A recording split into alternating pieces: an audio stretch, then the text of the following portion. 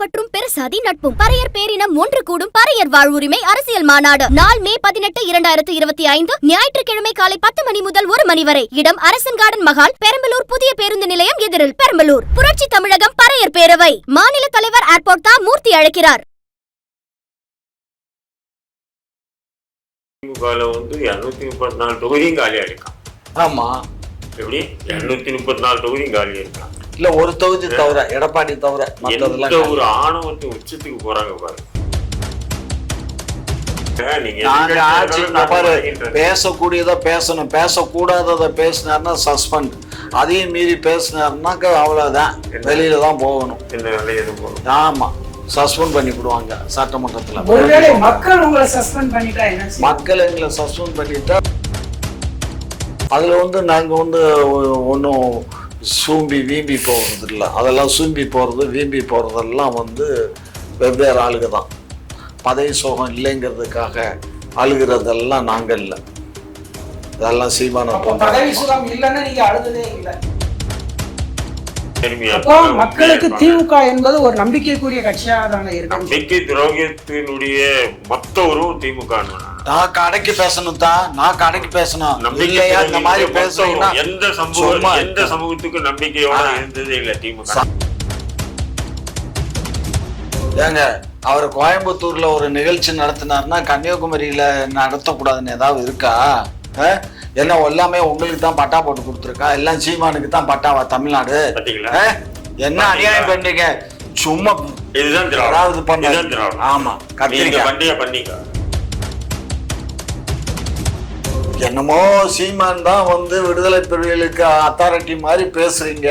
ஏன்னா அவன் உயிரோட இருக்கும்போது இந்த ஆட்களுக்கெல்லாம் யார் உதவி பண்ணா என்ன பண்ணான்னு உங்களுக்கு என்ன தெரியும்? நீங்க எல்லாம் கத்துக்குட்டி நேரத்து ஆமா, கடைசி வரையும் கொண்டாடு. செத்த பின்னாடி எவன் வேணாலும் கொண்டாடலாம்டா. இல்ல, அதாவது சீமானும் விடாப்பிடியா ஒரே வீம்பான ஆளு, அதே மாதிரி பிரபாகரனும் வீம்பான ஆளு. 2 பேரும் வீம்பு, அவ்வளவுதான், வேற என்ன. இப்படிதான் தூக்கிட்டு போய் தேமுதிகவை கவுத்தாங்க, இப்படிதான் வைகாவை கவுத்தாங்க. அதே மாதிரிதான் இப்ப சீமானையும் கவுக்கிறதுக்கு உண்டான வேலைகளை பாக்குறாங்க. அவரு கொஞ்சம் விவரமா இருக்காரு, போயிட்டே இருந்தாரு, நடைய கட்டுன்றாரு. உண்மையில 234 தொகுதிக்கு எங்களுக்கு ஆளு வேட்பாளர் போட்டாங்க. அதிமுகல 234 தொகுதியும் காலியா இருக்கான். ஆமா, எப்படி 234 தொகுதியும் காலியா இருக்கான். இல்ல ஒரு தொகுதி தவிர, எடப்பாடி தவிர எந்த ஒரு ஆணவத்தின் உச்சத்துக்கு போறாங்க பாருங்க. ஜெயலலிதா அம்மா சொன்னாங்க, கண்ணு கட்டி தூர வரைக்கும் எங்களுக்கு எதிரியே இல்லை அப்படின்னு.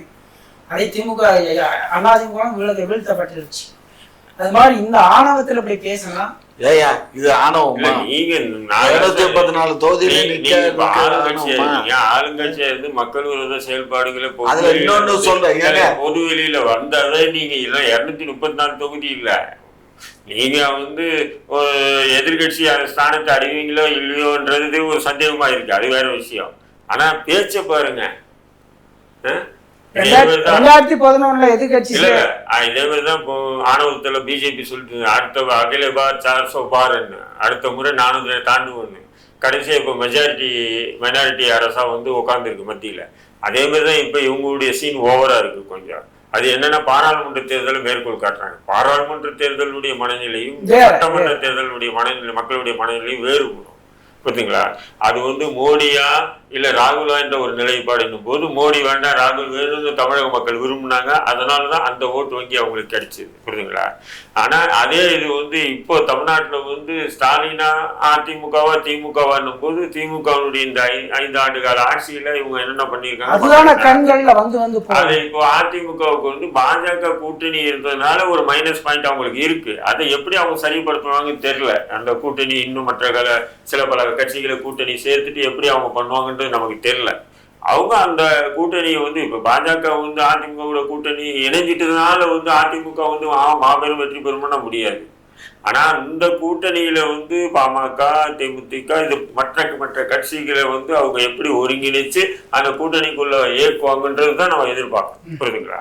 அதன் பிறகுதான் இவங்களுடைய ஆணவ பேச்சுக்கு பதிலடி அங்க தேர்தலில் கிடைக்கும். அங்க பேசுனா ஆணவம், உண்மையை சொன்னா உங்க பாட்டாளி மக்கள் யார் இந்த வாட்டிங்க இவங்க என்னதான் பண்ணணுங்க. சீமான் சட்டமன்றத்துக்கு போறாரு. சீமான் முதல்வராக போவாருன்னு சொல்ல மாட்டேன். சீமான் சட்டமன்றத்துக்கு போவார். நாம் தமிழ் கட்சியினுடைய எண்ணிக்கையில் முதல் உறுப்பினராக சட்டமன்றத்துக்கு சீமான் போறாரு. வாழ்த்துக்கள்.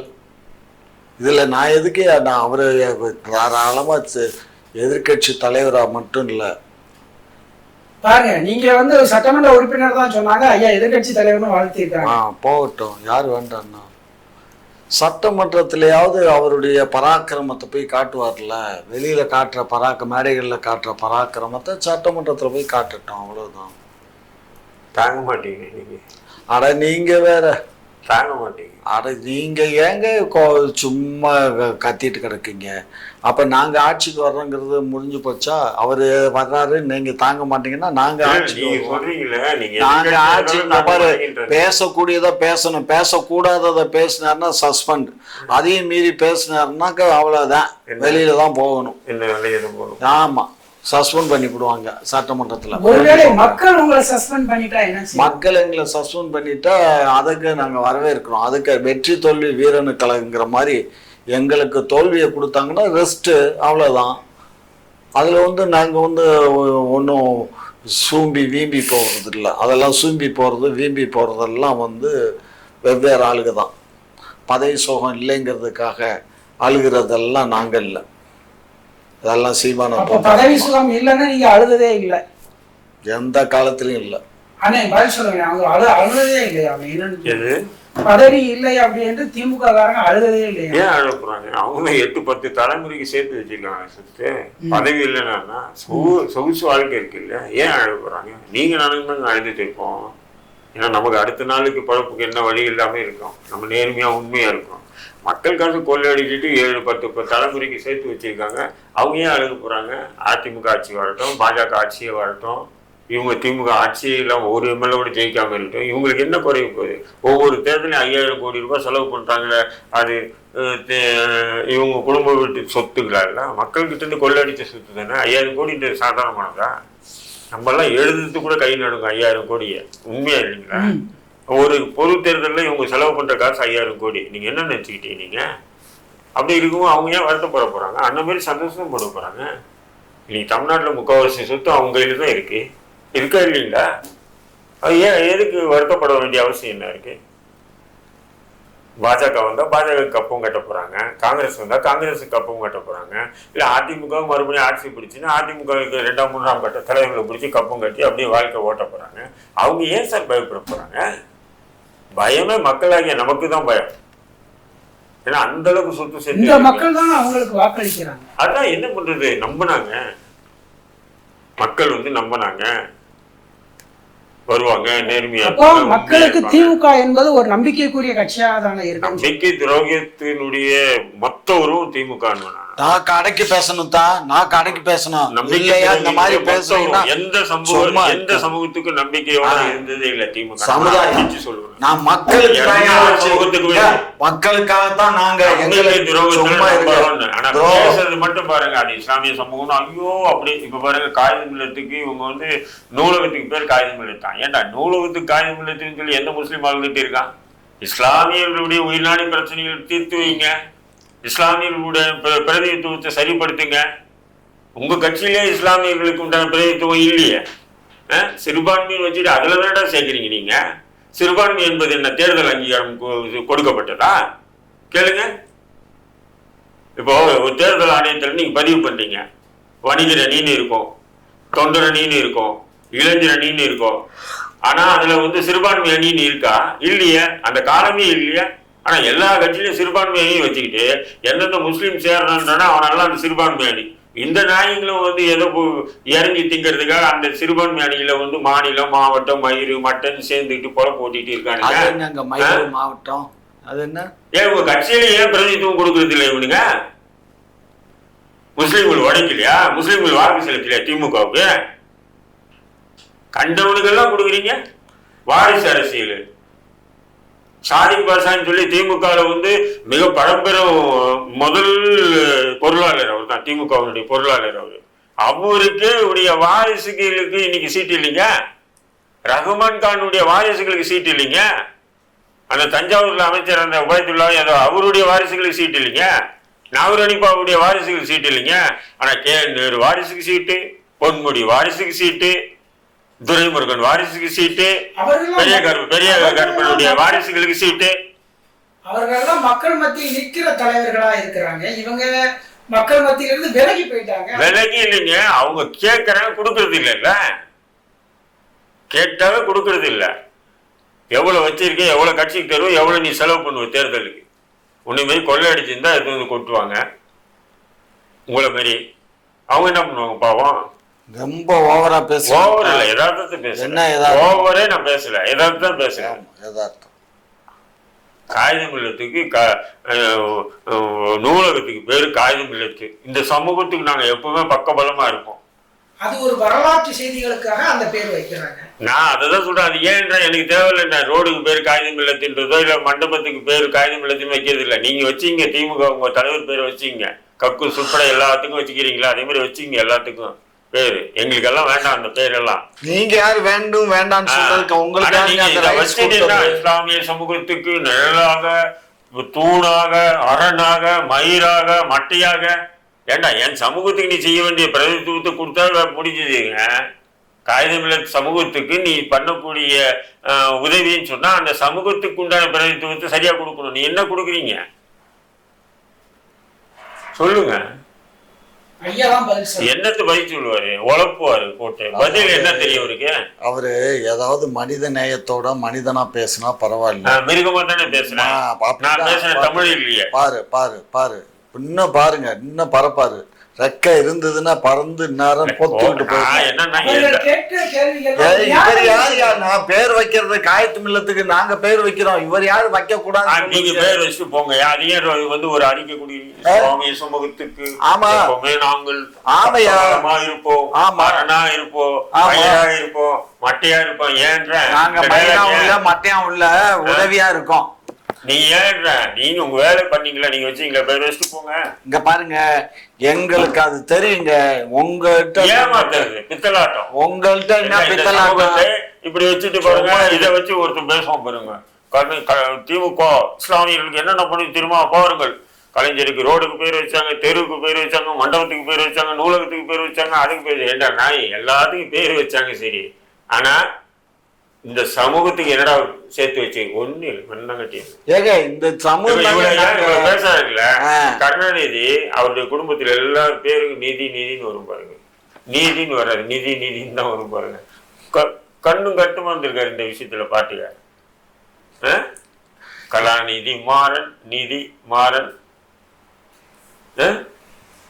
உதயாநிதி, இன்ப எல்லாம் நிதி நிதி நிதியே வரும் பாருங்க. ஏன்னா இந்த வெள்ளையும் கூட குறைஞ்சது ஒரு 50 தலைமுறைக்கு அளவுக்கு உட்கார்ந்து சாப்பிட்ற அளவு சொத்து சேர்த்து கூட இன்னும் கூட அவங்க அடங்கலைங்க அந்த குடும்பம். இன்னமும் ஒரு 50 தலைமுறைக்கு நம்ம சேர்த்து வச்சு தானே போகணும்னு பாக்குறாங்க. தொழில் தானே பண்றாங்க, கொள்ளையடிக்கலையே உங்களை மாதிரி. அரசியல் இல்ல, அரசியல்ல யார் சம்பாதிச்சா தொழில் பண்றாங்க. ரெட் ஜாயின் மூவிஸ் தொழில் பண்ற மாதிரி இண்டஸ்ட்ரீஸ் நிறைய, அவங்க கட்டுமான கம்பெனிகள் நிறைய இருக்கு, ரியல் எஸ்டேட் நிறைய பண்றாங்க. புரிஞ்சுக்கோங்க, தொழில்கள்ல தான் சம்பாதிக்கிறாங்க தவிர அரசியல்ல நாங்க சம்பாதிக்கிறோம். பாருங்க, இந்த மாதிரி எல்லாம் பேசுறீங்கன்னா நீங்க தான் கஷ்டப்படுவீங்க. ஏன்னா இங்க அடிக்கிற கொள்ளைய பிளாக் மணி ஒயிட் மணி ஆகணும். என்ன பண்ணணும், தொழில போட்டாதான் முடியும். இப்ப கமலஹாசன் ரெஜின் மூலமா அமரன் படத்தை வந்து ஒரு 10 கோடி ரூபாய் எக்ஸ்ட்ரா எப்படி கொடுத்தாங்க, இங்க அடிச்சாங்க கொள்ள அங்க கொடுத்துட்டாங்க, வேலை முடிஞ்சுது. இப்ப கமலஹாசனையும் தூக்கி உள்ள போட்டாங்க.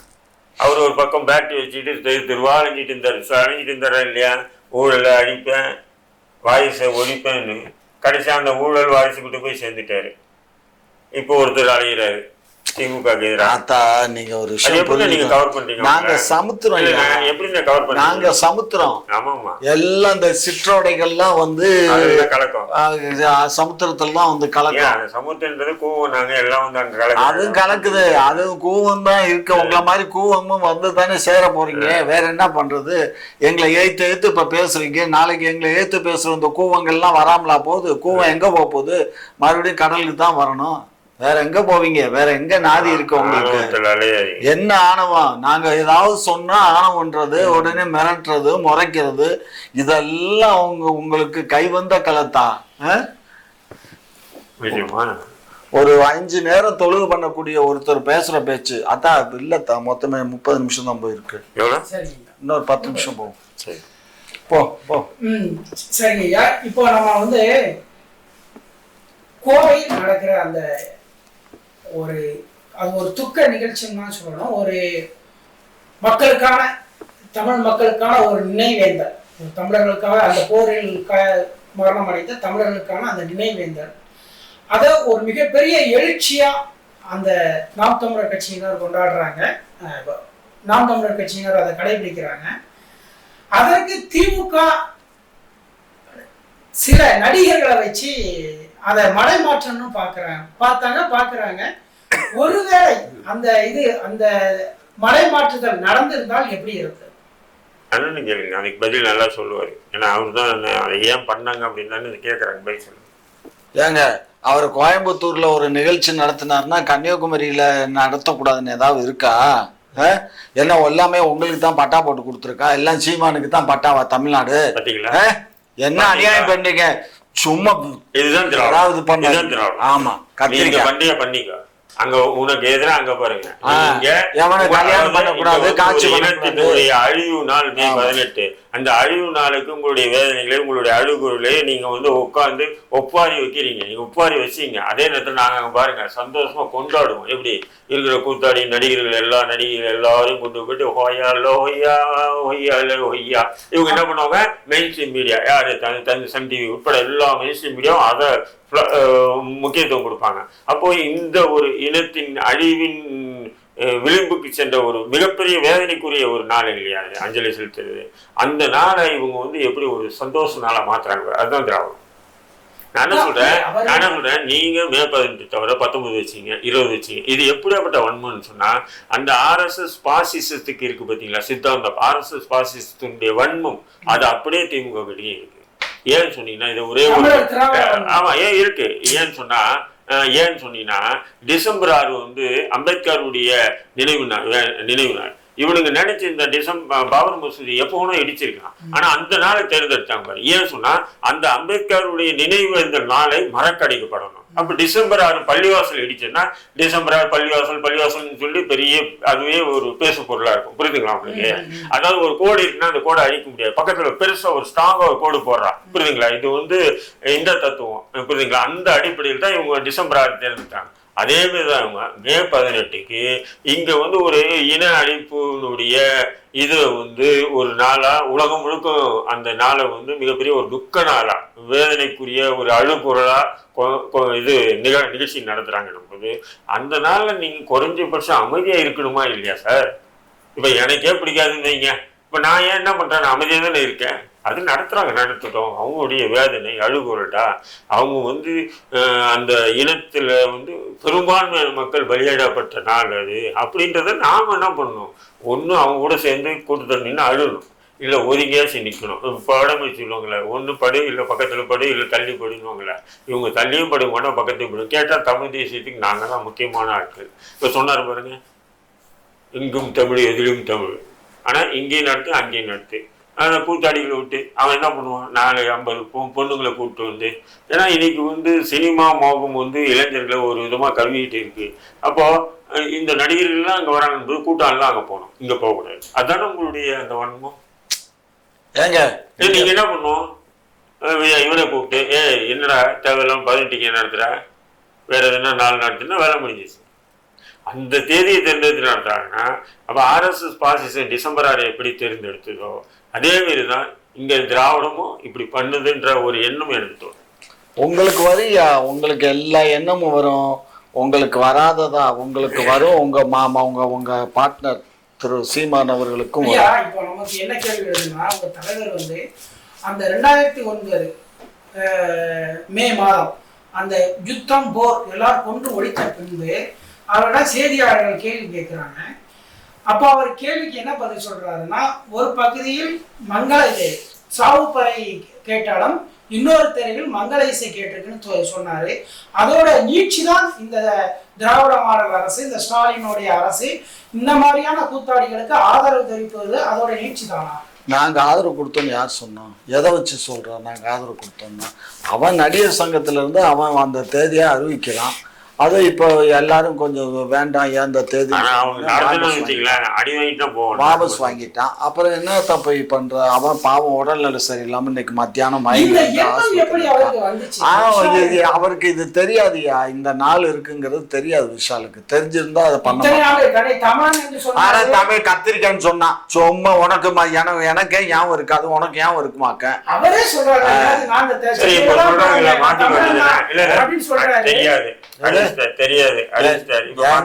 நான் என்ன சொல்றேன், 18ஆம் தேதி கோயம்புத்தூர்ல நிகழ்ச்சி நடத்துறாரு. அது இந்த ஒரு மாசமா போயிட்டு கோயம்புத்தூர்ல மட்டும் இல்லைன்னு உலகம் முழுக்க நடக்குது. உலகம் பூரா நடத்துறான், உலகம் பூரா நடத்துறான். ஆமா, உலகம் பூரா நடத்துறான். நீங்க நடத்துறாங்க. போங்க, நீங்களும் போங்க, கலந்துக்கங்க, பேசிட்டு வாங்க. உங்களுக்கு எங்களுடைய வாழ்த்துக்கள். இதுல என்ன இருக்கு? ஏங்க, ஒரு துக்கமான நாளை இதை கொண்டாடணுமா? துக்கத்தை அனுசரிங்க. அவங்க வீட்டில் கருப்பு கொடியை ஏற்றுங்க, கருப்பு பேனர் பண்ணுங்க. அதை விட்டு ஒரு பெரிய கூட்டத்தை போட்டு காசு பணத்தை செலவு பண்ணி இங்க இருந்து கோயம்புத்தூருக்கு போய் எவ்வளவு பேர் கார்ல அடிபடும், மேதுல அடிபடும். என்ன தேவை? என்ன தமிழர்கள் நிலம் முழுவதுமே கருப்பு கொடியை ஏற்றப்பட்டிருக்கீங்க. இந்த பாருப்பா, திமுக கொடி என்பதே கருப்பு கொடி தானே. எங்க பாருங்க, ஒரு விஷயம் புரிஞ்சுக்கோ. என்னமோ சீமான் தான் விடுதலை புலிகளுக்கு அத்தாரிட்டி மாதிரி பேசுறீங்க. ஏன்னா அவன் உயிரோட இருக்கும்போது இந்த ஆட்களுக்கெல்லாம் யார் உதவி பண்ணா என்ன பண்ணான்னு உங்களுக்கு என்ன தெரியும்? நீங்க எல்லாம் கத்துக்குட்டி நேரத்து கடைசி வரையும் கொண்டாடும். செத்த பின்னாடி எவன் வேணாலும் கொண்டாடலாம்டா. நீங்க ஏன் கொண்டாடவில்லை? நாங்க என்னத்து கொண்டாடணும்? அவன் அந்த ஆளு சொன்ன பேச்ச கேட்காம போய் நாங்க தான் சொன்னோமே மாநில சுயாட்சியை வாங்கிக்கும் போது அதுக்கப்புறம் நம்ம படிப்படியா நம்ம போவோம் அப்படின்னு சொன்னதை கேட்காம போன உடனே அந்த பாப்பா பையன் யார்? இந்த சிவசங்கர் இப்ப இருக்கான வெளியுறவுத்துறை அமைச்சர் சிவசங்கர், அவருடைய அப்பா நாராயணன், அந்த ஆளு பண்ண வேலை தான் அது. என்ன பண்ண சொல்றாரு? என்ன பாப்பார பயிலுக பண்ற வேலை? அந்த பாப்பார பயிலுக போற போக்குல பண்ணிட்டு போறாங்க. அந்த பாப்பார பயிலுகளோட சேர்ந்துக்கிட்டு இப்போ என்னமோ பண்றீங்க. இது எல்லாம் ஒரு அதிகாரத்தில் இருக்கிற நீங்க இப்படி ஒரு பொறுப்பற்ற பதிலை சொல்லலாம். பொறுப்பற்ற பதில்னா பின்ன என்னப்பா? எங்களுக்கு எல்லாமே நடந்த விஷயங்கள் தான் தெரியுங்க. நீங்க இங்க பாருங்க, நீங்க எல்லாம் படத்துல பார்த்துருப்பீங்க, ஏதாவது சினிமால பார்த்துருப்பீங்க. சரியா? பிரபாகரன் நான் அப்படி இல்லை. நான் அவர் கூட இருந்தவன் கொஞ்ச நாள் இல்லை, கிட்டத்தட்ட ஒரு 45-48 நாட்கள். புரிஞ்சுக்கோ, அவரோட இருந்தவன், பழகினவன், பேசினவன். ஸோ இதெல்லாம் எங்களுக்கு அவருடைய குணம்னா, அவருடைய இதன்னா, அவர் ஒரு நினைச்சதை சாதிக்கணும்னு நினைக்கிற ஒரு வீம்பான ஆளு அவரு. புரியுதா? எத்தனையோ முறை ராஜீவ்காந்தி சொன்னாரு, கலைஞர் சொன்னாரு, பல முறை டெல்லியில கூப்பிட்டு பேசினாங்க. அதுக்கு கட்டுப்படவே மாட்டேன்ட்டாரு. கடைசியில அழிவா அவரே தேடிக்கிட்டாரு. அதுக்கு நம்ம என்ன பண்றது? யோசிச்சு பாருங்க. அதாவது மாநில சுயாட்சியை வாங்கிட்டு அதுக்கப்புறம் படிப்படியா நம்ம ஸ்டெப் எடுப்போம்னு சொன்னது கேட்க மாட்டேன்ட்டாரு. அதனாலதான் எல்லாத்துக்குமே வருத்தம். கலைஞருக்கும் அதுல வருத்தம் தான், எல்லாத்துக்குமே. தமிழ்நாட்டுல இருந்த அன்றைக்கு இனத்திற்கான விடுதலையில் உறுதியா நின்னது தவறா? உறுதியா நிக்கலாம்ப்பா. சந்தர்ப்ப சூழ்நிலை எப்படின்னு பார்க்கணும் இல்ல தம்பா. நீங்க இங்க பாரு கண்ணு, இப்ப நீங்க பேசுறீங்க, கேள்வி கேட்கறீங்க, கேட்கிற கேள்விக்கு நான் கரெக்டான பதில் சொல்லணும். கரெக்டான பதில் சொல்ல இயலாதுன்னா அந்த கேள்வியை நீ வாபஸ் வாங்கிக்கியான்னு சொல்லணும். அத மாதிரிதான் எல்லாமே. அன்றைக்கு எவ்வளவு ஒரு போர் மூண்டுகிட்டு இருந்த காலகட்டங்கள், இவருக்கு வெளிநாட்டுல இருந்து வர வேண்டிய எல்லாமே தடுத்து நிறுத்தப்பட்டாச்சு. ஆயுதங்கள் எல்லாம் வெளிநாட்டுல இருந்து தான் வந்தது. இவர் இப்ப கொள்முதல் பண்ணாரு. ஆண்டர் பால, அவர் பேர் என்ன? ஆண்டன் பாலசிங். அவரு ரொம்ப திறமையா செயல்பட்டு தான் உலக நாடுகளை பூராத்தையும் ஒருங்கிணைத்து இவங்களுக்கு ஆதரவு தேடிக்கிட்டு இருந்தாரு. அப்படி தேடும் போதே அவரே ஒரு ஸ்டேஜில் சொன்னார். என்ன சொன்னாருன்னா, கொஞ்சம் நம்ம இப்போதைக்கு அரசியல்ல கொஞ்சம் உள்ள பூந்துக்கிட்டு அதுக்கப்புறம் நம்ம ஸ்திரத்தன்மை பண்ணிக்கிட்டு அப்புறம் நம்ம பண்ணுவோம்னு சொன்னாரு. அதையும் கேட்கல அவரு ஒரே கண்ண அவர் என்ன நினைச்சாரோ அதுதான். இப்ப எப்படி சீமான் எப்படி அவருக்கு உடம்பு ஒண்ணுதான். சீமான் என்ன நினைக்கிறாரோ அதுதான். அதே மாதிரி அன்றைக்கு பிரபாகரன் என்ன நினைச்சாரோ அதுதான்.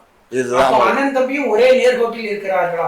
ஆமா ஆமா, ஒரே கோட்ல தான் பயணிக்க போறாங்க. அவருக்கு ஏற்பட்ட இவருக்கு ஏற்பட போகுது. சீமான் என்ன நினைக்கிறோம், பிரபாகரன் என்ன நினைக்கிறோம்? இதுக்கு இல்ல அதாவது சீமானும் விடாப்பிடியா ஒரே வீம்பான ஆளு, அதே மாதிரி பிரபாகரனும் வீம்பான ஆளு, 2 பேரும் வீம்பு, அவ்வளவுதான். வேற என்ன?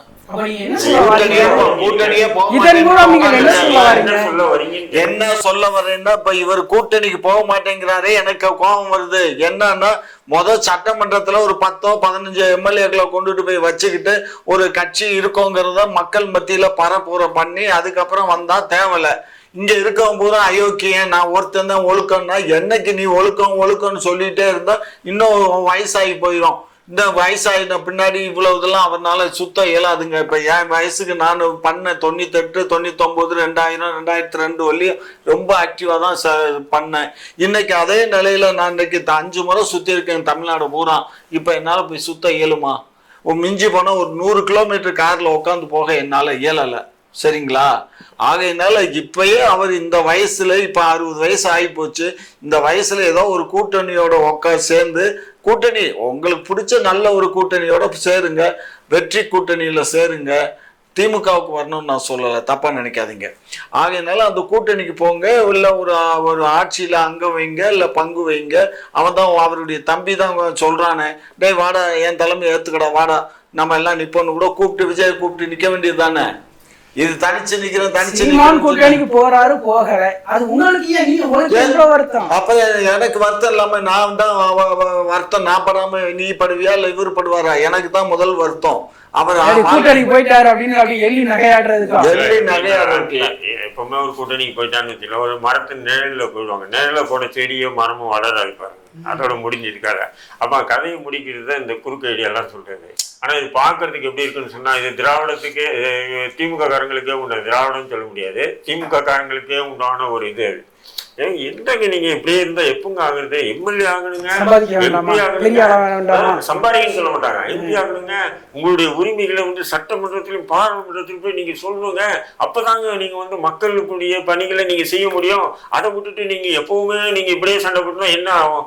பார்த்து இப்படிதான் பாமக தூக்கிட்டு போய் கவுத்தாங்க, இப்படிதான் தூக்கிட்டு போய் தேமுதிகவை கவுத்தாங்க, இப்படிதான் கவுத்தாங்க. அதே மாதிரிதான் இப்ப சீமானையும் கவுக்கிறதுக்கு உண்டான வேலைகளை பாக்குறாங்க. அவரு கொஞ்சம் விவரமா இருக்காரு, போயிட்டே இருந்தாரு, நடைய கட்டுன்றாரு. அதனால அந்த விரக்தியில தான் அவருக்கு டார்கெட் பண்ணி அடிக்கிறாங்க பாருங்க எல்லாரும். இந்த திமுக ஆயிட்டுவீங்க, ஒன்னும் பிஜேபி உடைய கையாளுன்னு, இல்ல RSS உடைய கையாளுன்னு, இல்லைன்னு சொன்னா அவரை ஏதாவது ஒரு ட்ரோல் பண்ணிட்டே இருப்பாங்க. ஒவ்வொரு பிரஸ் மீட்லயும் அவர் பேசுறது ஒரு சில விஷயத்தை வச்சு கட் பண்ணி ட்ரோல் பண்ணிக்கிட்டே இருக்கு. இதுதான் புத்தி.